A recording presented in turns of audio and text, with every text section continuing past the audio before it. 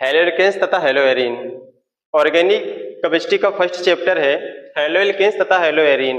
Hello alkanes तथा halo arene का एक बहुत ही इंपॉर्टेंट रिएक्शन मैं कराने जा रहा हूं। परीक्षा की दृष्टि से बहुत ही इंपॉर्टेंट रिएक्शन है जिसका नाम है Wurtz reaction. Wurtz reaction halo alkanes तथा हेलो एरीन का इंपॉर्टेंट रिएक्शन है।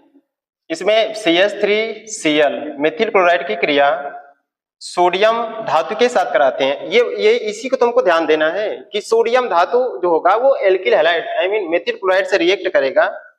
शुष्क ईथर के रिप्रेजेंटेशन में ROR, शुष्क ईथर की उपस्थिति में जब मेथिल क्लोराइड सोडियम धातु के साथ अभिक्रिया करेगा तो एथेन बनाएगा CH3 और CH3 और बनेगा सोडियम क्लोराइड, सॉल्ट देगा वो। शुष्क ईथर की उपस्थिति में जब सोडियम धातु मेथिल क्लोराइड के साथ अभिक्रिया करेगा तो एथेन बनेगा और बनाएगा सोडियम क्लोराइड। इस रिएक्शन को बैलेंस करेंगे।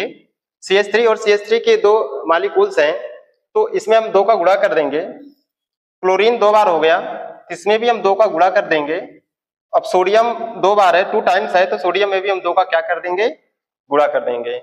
ये हेलो एल्केन्स तथा हेलो एरीन ऑर्गेनिक केमिस्ट्री का बहुत ही इंपॉर्टेंट रिएक्शन है। इसके नीचे दूसरा रिएक्शन आता है ग्रिग्नार्ड अभिकर्मक।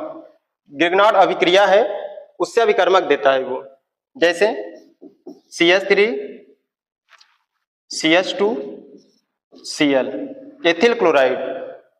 एथिल क्लोराइड की क्रिया मैग्नीशियम धातु के साथ कराएंगे। शुष्क ईथर की उपस्थिति में ROR, first reaction important, second reaction. इसी का सेकंड रिएक्शन है एथिल क्लोराइड की क्रिया मैग्नीशियम धातु के साथ शुष्क ईथर की उपस्थिति में कराते हैं। ये बनता है CH3 CH2 MgCl। इसका शॉर्ट में हम लोग RMgX कहते हैं, RMgX ग्रिग्नार्ड अभिकर्मक। ग्रिग्नार्ड अभिकर्मक जो होता है वो ग्रिग्नार्ड अभिक्रिया के उपरांत बनता है। ग्रिग्नार्ड अभिक्रिया करेगा तो एक अभिकर्मक देगा और उस अभिकर्मक का नाम है ग्रिग्नार्ड अभिकर्मक। ये भी बहुत ही इंपॉर्टेंट हेडिंग है परीक्षा की दृष्टि से, एक वुड्स रिएक्शन और एक ग्रिग्नार्ड रिएक्शन। ग्रिग्नार्ड रिएक्शन करके ग्रिग्नार्ड अभिकर्मक रिजल्ट देता है RMgX। इसका नाम है एथिल मैग्नीशियम क्लोराइड।